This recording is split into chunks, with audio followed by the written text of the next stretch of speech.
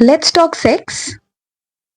अब जब आप लोगों का अटेंशन मुझे मिल चुका है, तो हम बात करते हैं एक ऐसी जगह की जहाँ पे बहुत लोग जाना पसंद तो करते हैं पर चोरी छुपे, ताकि किसी को कानो कान पता ना लगे।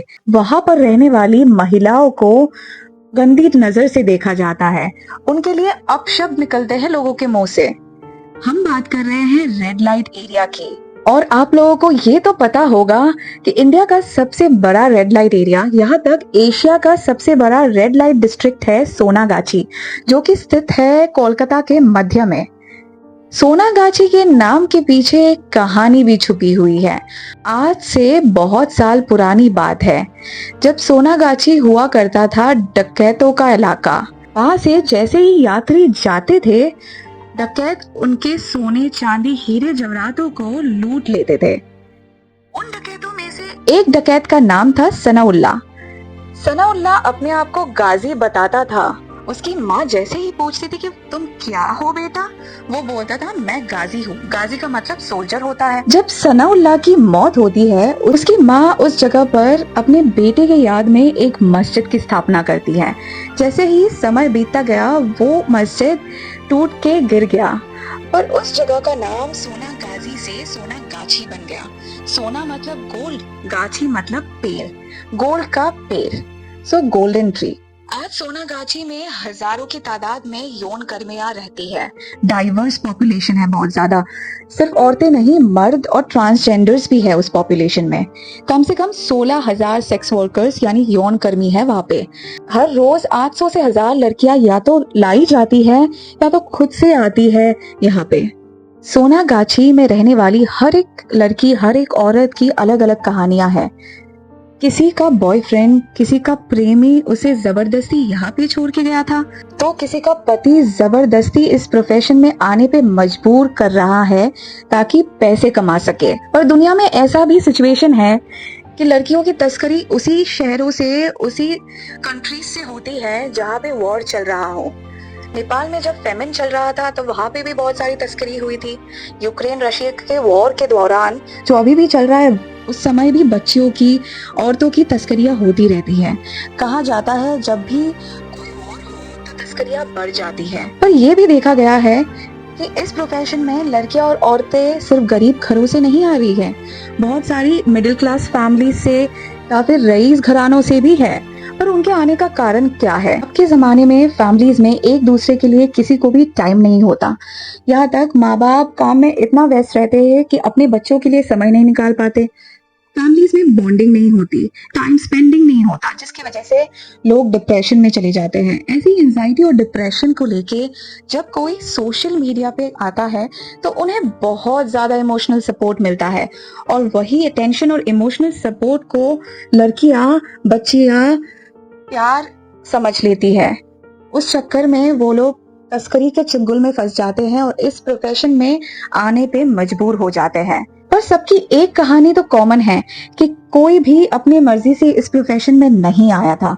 सबका फर्स्ट टाइम फोर्सफुली ही था, चाहे वो कोठे की मैडम हो या फिर पहली बार लाई गई कोई लड़की। मई 19 2022 में एपेक्स कोर्ट ने सेक्स वर्क को एज ए प्रोफेशन मान्यता दे दी।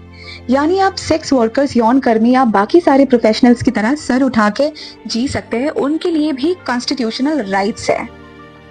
पर क्या हमारा समाज अभी भी उन्हें एज ए प्रोफेशनल ट्रीट करता है? वेल, ये तो एक क्वेश्चनेबल टॉपिक है। पर हम अगर सोनागाछी की स्पेसिफिकली बात करें तो वहाँ पे काफी सारे एनजीओ सालों से काम कर रहे हैं। उनमें से एक एनजीओ जो बहुत ही ज्यादा हाईलाइट में है वो है दुर्बार महिला समन्वय कमेटी, जिसकी शुरुआत हुई थी 1995 में, और शुरुआत करने वाले भी सेक्स वर्कर्स यानी यौन कर्मी ही थे। वहाँ के यौन कर्मियों ने मिलकर ये समिति स्टार्ट किया था 1995 में।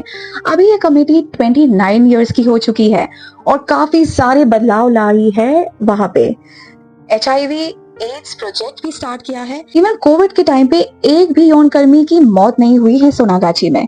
दुर्बार की तरफ से 51 मेडिकल क्लिनिक्स है पूरे वेस्ट बंगाल में, जो सिर्फ सेक्स वर्कर्स को, यौन कर्मियों को ट्रीट करती है। वहाँ की औरतों का एक सपना ये भी है कि वो अपनी आने वाली जनरेशन को इस प्रोफेशन में नहीं आने देना चाहती, जिसकी वजह से दुर्बा ने उनकी बहुत सहायता की है। आज किसी का बेटा जॉब कर रहा है कॉर्पोरेट में, तो किसी की बेटी कॉलेज में पढ़ाई कर रही है। और जैसे हमने वीडियो के स्टार्ट में बात की थी कि यहाँ पे सिर्फ औरतें ही नहीं रहती, मर्द भी रहते हैं, ट्रांसजेंडर्स भी रहते हैं। तो आखिर कौन है ये मर्द जो वहाँ पे रहते हैं और क्या करते हैं? तो कुछ मर्द होते हैं दलाल, यानी पिम्प, जो कस्टमर्स को पकड़ के लाते हैं यौन कर्मियों के लिए, बिजनेस लाते हैं। फिर आते हैं बाबू। अब ये बाबू कौन है? बाबू आप कह सकते हैं कि काइंड ऑफ हाउस हस्बैंड है, जो शादी के बिना पति जैसा व्यवहार करते हैं यौन कर्मियों के साथ। कुछ यौन कर्मियां हैं जो बाबू रखती है और वो बाबू उनके लिए खाना बनाते हैं, उनकी करते हैं, यहाँ तक इमोशनल सपोर्ट भी देते हैं जब जरूरत पड़े। पर इन सब चीजों के बदले वो लेते हैं एक सर्टेन अमाउंट ऑफ मनी उन लड़कियों से, उन औरतों से। कुछ बाबुए ऐसे भी हैं जो 15-20 सालों से उसी जगह में रह रहे हैं, और जो यौन कर्मियों के बच्चे हैं वो ज्यादातर उन्हें as a father figure treat करते हैं। पुरुष नौकर है जो वहाँ पे काम देखते हैं, काम करते हैं। तो ये थी हमारी सोनागाची की कहानी। कोविड के 2 साल में सोनागाची की यौन कर्मियों को बहुत ज्यादा परेशानी भी झेलनी पड़ी, क्योंकि जैसे आप लोगों ने बहुत सारी मूवीज में भी देखा होगा, गंगूबाई काठियावाड़ी जैसे, कि यौन कर्मियों के पास ज्यादा चीजें नहीं होती हैं, इवन कि वो बेच सके सामान, उस हिसाब से भी ज्यादा चीजें उनके पास नहीं होती है। तो उस टाइम पे उनका बिजनेस भी बंद हो चुका था ऑलमोस्ट, पर उन्होंने एक जरिया निकाला और ऑनलाइन सर्विसेज प्रोवाइड करने लग गए। अब ऐसा सिचुएशन है कि वो लोग पेमेंट जीपे, पेटीएम जैसे पेमेंट गेटवे से भी ले रहे हैं। सोनागाची में ऐसी बहुत सारी औरतें हैं जो अभी इस प्रोफेशन को कंटिन्यू नहीं कर पा रही है, जिनकी एज हो चुकी है, पर उनके लिए जाने की कोई जगह नहीं है। आई एम श्योर बहुत सारे एनजीओज ऐसे भी हैं वहाँ पे जो इनके लिए कुछ ना कुछ काम कर रहे होंगे, पर कोई अपनी मर्जी से इस प्रोफेशन में आता नहीं। उन्हें एक सम्मान की नजर से देख तो सकते हैं। अगर आज का वीडियो आपको अच्छा लगा हो तो ऐसे ही और वीडियोस के लिए मेरे चैनल को सब्सक्राइब कीजिए, ताकि मैं और भी इंफॉर्मेटिव वीडियोस आपके लिए ला सकूं। Thank you so much. Subscribe.